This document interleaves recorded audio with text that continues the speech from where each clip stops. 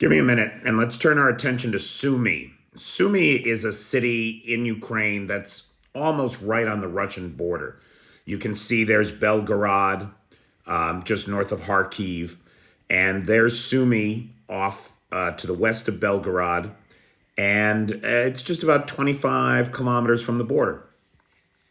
That's a problem because what we're getting is these cross-border incursions of these sabotage groups. Some of the people that follow this channel will remember the story of my friend Tatiana's neighbor's son, who is a person she knew his whole life, and who was on border patrol up there in Sumy, drove the same road every day, and was unalived by an IED one day that had been planted by one of these Russian saboteurs coming across the border. And so this kind of cross-border incursion keeps happening. This is also the area where we saw the Russian Freedom Brigades go across the border about 2 weeks ago and destroy a couple platoons of Russians that were conducting these sabotage raids.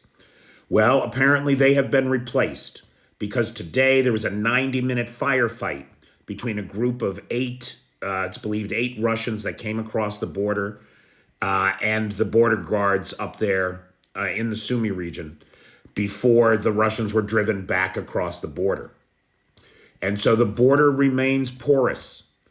There is the opportunity for these sabotage groups, just as the Ukrainian sabotage groups go into Russia, those Russian sabotage groups come into Ukraine and cause all kinds of problems. And that's what we saw today.